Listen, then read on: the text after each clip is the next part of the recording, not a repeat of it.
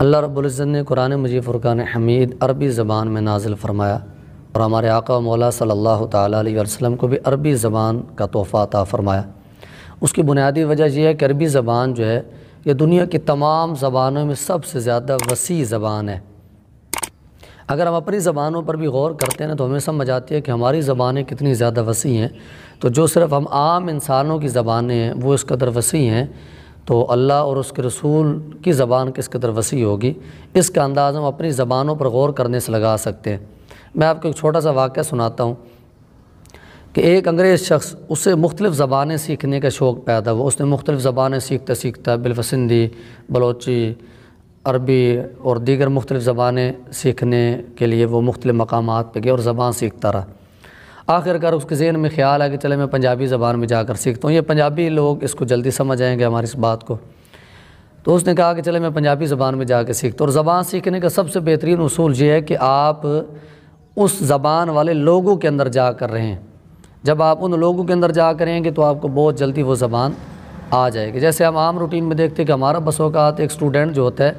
وہ پہلی کلاس سے لے کر 1 کلاس سے لے کر MA تک انگلش پڑھتا رہا، لیکن پڑھنی تو آئی، بولنی نہیں آ سکی اسے۔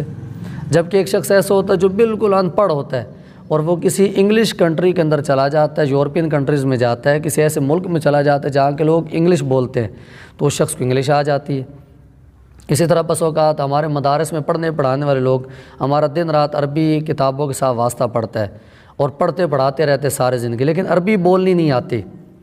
جبکہ ایک شخص وہ ہوتا ہے جو بالکل انگوٹھا چھاپ ہے، پرائمری فیل ہے، لیکن وہ سعودی عرب چلا جاتا ہے، کسی عرب ملک کے اندر چلا جاتا ہے، تو وہاں پر ماحول ملنے کی وجہ سے اسے بہترین عربی بولنا آ جاتی ہے۔ تو پتہ چلا کہ زبان سیکھنے کا سب سے بہترین طریقہ کتابیں نہیں ہیں، اگرچہ کتابوں سے بھی زبان آتی ہے، سب سے بہترین طریقہ اس اہل زبان کے ماحول میں جا کر رہنا ہے کہ جب آپ ان کے ماحول میں رہیں گے تو آپ کو خود بخود وہ زبان آنا شروع ہو جائے گی۔ تو خیر اس انگریز شخص نے بھی پنجابی سیکھنے کے لیے پنجاب میں آنے کا انتخاب کیا اور اس نے کہا کہ چلے ان لوگوں کے اندر میں رہوں گا تو مجھے بہت جلد پنجابی زبان آ جائے گی۔ اس نے کیا کیا، وہ گزر رہا تھا ایک بستی کے اندر سے، ایک محلے سے، ایک گاؤں سے گزر رہا تھا درمیان سے، تو اس نے دیکھا کہ ایک شخص جو ہے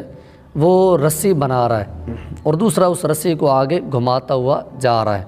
جیسے ہمارے چارپائیاں وغیرہ بناتے ہیں لوگ، تو چارپائیاں بنانے کے لیے رسی بنائی جاتی ہے، پہلے رسی میں کچھ دھاگے لگاتے رہتے ہیں یا کچھ تنکے لگاتے رہتے ہیں اور آگے والا شخص گھماتا رہتا ہے تو وہ رسی بنتی جاتی ہے۔ تو خیر انگریز شخص نے جب وہاں پہنچا تو دیکھا کہ یہ شخص جو ہے جو رسی میں تیلے لگا رہا ہے اور دوسرا شخص گھما رہا ہے، تو یہ رسی میں تیلے لگانے والا شخص اس دوسرے کو کہتا ہے کہ بھائی صحیح کر کے وٹ چاڑ، صحیح کر کے وٹ چاڑ۔ تو اب اس نے پوچھا یہ وٹ کا کیا مطلب ہے؟ تو اس نے کہا جی وٹ کا مطلب کہ صحیح کر کے رسی کو گھماؤ، یعنی میں کہہ رہا ہوں کہ رسی کو صحیح کر کے گھماؤ، جتنی زیادہ اچھے انداز میں گھومے گی اتنی زیادہ رسی مضبوط بنے گی۔ تو اس نے یہ معنی جو تھا وٹ کا، یہ معنی اس نے ذہن میں رکھ لیا کہ وٹ کا معنی ہوتا ہے گھمانا، کسی چیز کو گھمانا۔ یہ معنی ذہن میں رکھ کے اس نے کہا چلو یہ ایک لفظ کا معنی تو مجھے سمجھ آ گیا۔ تھوڑا آگے چلا تو وہاں پر دیکھا کہ ایک بندہ چارپائی پہ لیٹا ہوا ہے اور چارپائی پہ لیٹ کے پیٹ پکڑ کے ہال مچائی ہوئی ہے، شور مچایا ہوا ہے، کہہ رہا ہے میرے پیٹ ہی وٹ پہ گیا، میرے پیٹ ہی وٹ پہ گیا۔ تو اب اس نے انگریز نے سوچا کہ بھئی پیچھے تو وٹ کا معنی بتا رہے تھے کہ جناب یہ رسی گھمانا، اب یہ بھی وٹ کا لفظ بول رہا ہے کہ میرے پیٹ ہی وٹ پہ گیا، وٹ پہ گیا۔ اس نے پوچھا بھی یہ وٹ کا معنی یہاں پر کیا ہے؟ تو اگلے شخص نے کہا کہ وٹ کا معنی یہاں پر ہے پیٹ میں درد، کہ اس کے پیٹ میں درد ہے، اس کے پیٹ میں مروڑ پڑ گئے۔ تو اب اس شخص نے کہا کہ اچھا اس کا مطلب یہ ہے کہ وٹ کا معنی رسی گھمانا بھی ہوتا ہے اور وٹ کا معنی پیٹ کا درد بھی ہوتا ہے۔ اب اس نے یہ معنی جو تھے یہ بھی اپنے ذہن میں رکھ لیے کہ چلیں جی اس کا مطلب وٹ کے 2 معنی ہیں۔ اچھا اب جس بستی میں اس شخص نے جانا تھا انگریز نے، اس نے کسی سے رستہ پوچھا کہ میں فلاں بستی میں جانا چاہتا ہوں تو مجھے اس کا ایڈریس بتا دیں۔ تو ایک شخص نے کہا اے سیدھی سیدھی وٹ پھڑے جا تو اس بستی پہنچ جائے گا۔ اب یہ پھر سوچ میں پڑ گیا کہ یہ کہہ رہا ہے میں نے تو سنا تھا وٹ کا معنی رسی گھمانا ہوتا ہے، پھر پتہ چلا وٹ کا معنی پیٹ کا درد ہوتا ہے، اب یہ کہہ رہا ہے سیدھی وٹ پھڑی جا تو اتنے پہنچ جائے گا، یہ وٹ کا کیا مطلب ہے؟ اب اس نے پوچھا جی وٹ مطلب، اس نے کہا جی وٹ کا مطلب کہ رستہ، اس سیدھے سیدھے رستے پہ چلے جاؤ، ہمارے یہاں اس کو بننا بھی کہتے ہیں، سیدھے بننے پہ سیدھے رستے پہ چلے جاؤ تو تم اس گاؤں میں پہنچ جاؤ گے۔ تو اب انگریز کے ہاتھ کھڑے ہوئے، اس نے کہا یہ پتہ نہیں کون سی زبان ہے کہ کبھی وٹ کا معنی گمانا لیتے ہیں، کبھی وٹ کا معنی پیٹ کا درد لیتے ہیں، کبھی وٹ کا معنی جناب وہ رستہ لے لیتے ہیں۔ یہ زبان میں سیکھ نہیں سکتا کہ اتنی زبان ہر جگہ ایک ہی لفظ کے کئی معنی ہے۔ تو اب یہ واقعہ عرض کرنے کا مقصد یہ کہ ہماری پنجابی زبان کے ایک سادہ سا لفظ ہے، لیکن اس لفظ کو کئی جگہ پہ استعمال کیا جائے۔ 3 مثالیں آپ کو دیں، اور بھی مثالیں اس کی بن سکتی ہیں۔ تو اگر ایک عام سی زبان جو ہے، جو انٹرنیشنل زبان نہیں ہے، اللہ اور اس کے رسول نے اس زبان کے اندر کلام نہیں فرمایا، لیکن اس زبان کی یہ حالت ہے کہ ایک ہی لفظ کتنے معنی میں استعمال ہوتا ہے، تو یہاں سے ہم اس بات کو سمجھ سکتے ہیں کہ جو اللہ اور اس کے رسول نے جس زبان میں کلام فرمایا وہ زبان کتنی زیادہ وسیع ہوگی۔ تو لہٰذا عربی زبان کے ہر لفظ کا ہر جگہ ایک ہی معنی نہیں ہوتا۔ بعض لوگوں کی عادت ہوتی ہے کہ ایک آدھ مسئلے کا پتہ چل جائے یا ایک آدھ بات کا پتہ چلے تو وہ اپنے آپ کو عالم مفتی سمجھنا شروع کر دیتے ہیں۔ تو ایسے لوگوں کو تھوڑا سا غور کر لینا چاہیے کہ یہ عام زبان نہیں ہے، یہ اللہ اور اس کے رسول کی زبان ہے۔ تو اس طرح کے معاملے میں ہمیں بہت زیادہ احتیاط سے پیش آنا چاہیے۔ اب اس کی میں 1-2 مثالیں آپ کو قرآن پاک سے دے دیتا ہوں۔ قرآن مجید فرقان حمید میں سورہ فاتحہ ہم سب لوگ پڑھتے رہتے ہیں نماز کے اندر۔ اس سورہ فاتحہ کا سب سے آخری لفظ جو ہے وہ کیا ہے؟ وَلَضَّالِّينَ۔ تو ضالین دال کی جمع ہے، اس کا معنی کیا ہے؟ دال کا معنی ہوتا ہے عموماً اس کا ترجمہ ہوتا ہے گمراہ۔ تو اس آیت کریمہ جو ہم پیچھے سورہ فاتحہ پڑھ کے لے آتے ہیں اہدنا الصراط المستقیم، تو ہم دعا کر رہے ہوتے ہیں کہ اللہ ہمیں سیدھے رستے پر چلا، ان لوگوں کے رستے پر جن پر تو نے انعام فرمایا، اور ان لوگوں کے رستے سے ہمیں بچا کہ جن پر تیرا غضب ہوا، وَلَضَّالِينَ، اور نہ ہی گمراہوں کے رستے پر چلا، یعنی گمراہوں کے رستے سے بھی ہمیں بچا، ان کے رستے سے ہمیں محفوظ فرما۔ تو یہاں پر سورہ فاتحہ کے اندر دال کا معنی گمراہ ہے۔ اب اگر ہم میں سے کوئی شخص قرآن پاک کھول لے اور قرآن پاک میں سورہ فاتحہ کا ترجمہ پڑھے اور سورہ فاتحہ میں لفظ دال کا ترجمہ گمراہ لکھو، تو اب وہ یہ بولنا شروع کر دے لیں جی لفظ دال کا معنی چونکہ سورہ فاتحہ میں گمراہ آیا، تو لہٰذا اب جہاں بھی لفظ دال کسی بھی جگہ آئے گا تو اس کا معنی گمراہ ہی ہوگا۔ تو یہ غلط ہے، ایسا نہیں ہے۔ اگر ہماری ایک زبان کے ایک لفظ کئی معنی میں استعمال ہو سکتا ہے تو عربی زبان تو اس سے بھی زیادہ وسیع ہے، اس کے تو ایک لفظ کے کئی معنی ہو سکتے ہیں۔ تو لہٰذا ایک ہی جگہ سے معنی اٹھا کے ہر جگہ جو اگر معنی فٹ کریں گے تو بہت بڑی ترجمے کی غلطیاں کریں گے۔ اب میں اس کی ایک مثال آپ کو دیتا ہوں کہ دال کا معنی یہاں پر تھا گمراہ۔ اب میں آپ سے پوچھتا ہوں کہ سورہ والضحیٰ آپ پڑھیں، سورہ والضحیٰ کھولیں، اس کا ترجمہ پڑھنا شروع کریں۔ سورہ والضحیٰ کے اندر ہم ایک آیت کریمہ میں پہنچتے ہیں، وَوَجَدَكَ ضَالًّا فَہَدَىٰ،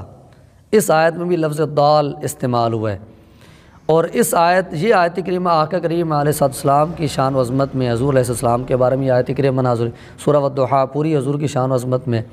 تو اب اس آیت کریمہ کبھی اگر یہاں پر دال کا معنی گمراہ کرے گا کہ بھئی چونکہ سورہ فاتحہ میں دال کا معنی گمراہ تھا لہٰذا یہاں بھی دال کا معنی گمراہ ہی ہوگا، تو اب اس صورت میں وہ آقا کریم علیہ السلام کی بہت بڑی بے ادبی اور گستاخی کرنے پر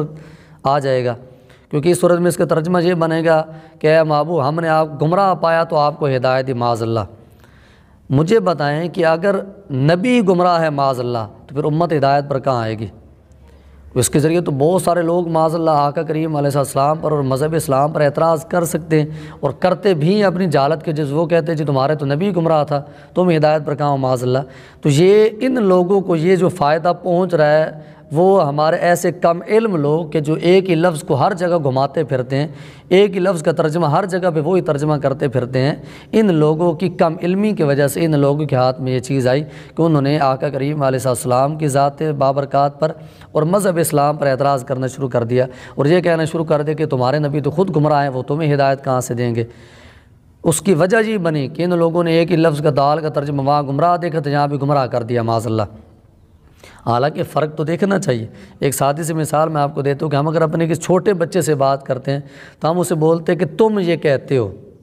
تو نے یہ کیا،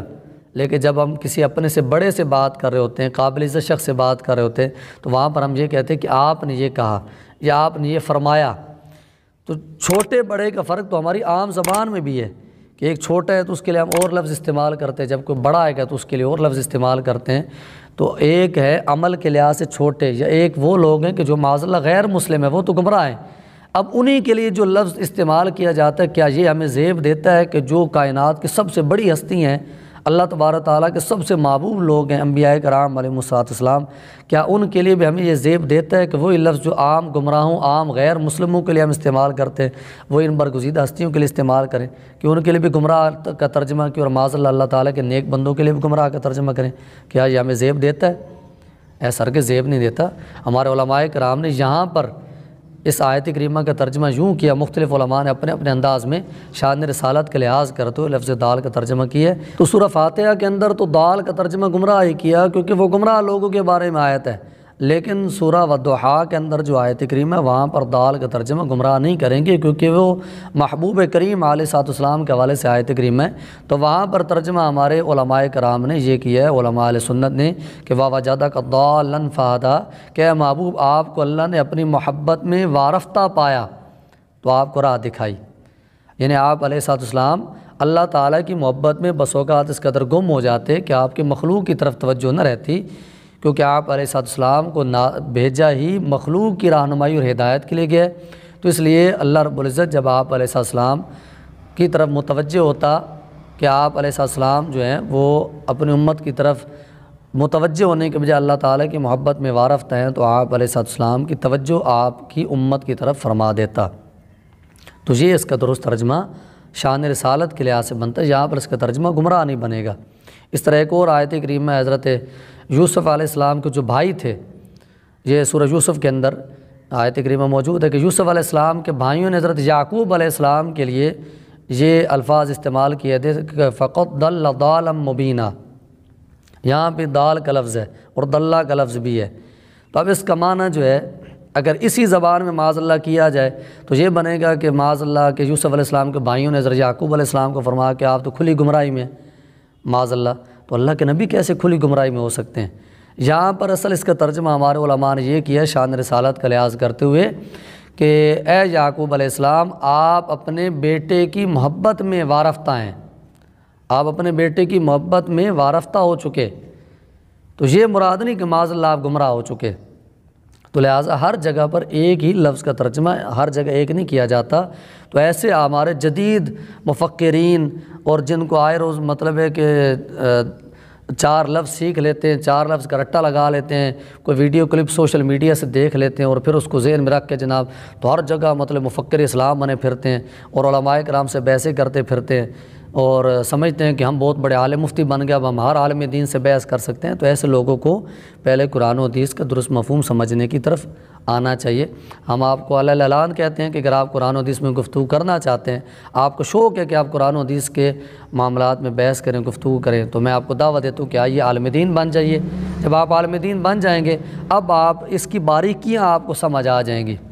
جب آپ کو باریکیاں سمجھ آئیں گی تو اب آپ کو پتہ ہوگا کہ میں نے کس جگہ کیا ترجمہ کرنا ہے، کس جگہ کیا کہنا ہے، کس جگہ کیا نہیں کہنا، ورنہ تو اللہ معاف فرمائے کہ دین کا بیڑا غرق ہو جائے گا۔ تو اس طرح کے معاملات میں بہت زیادہ احتیاط کی حاجت ہے۔ اللہ تعالیٰ کی بارگاہ میں دعا ہے کہ اللہ تعالیٰ میں قرآن و حدیث کو درست انداز میں سمجھنے کی سعادت توفیق نصیب فرمائے۔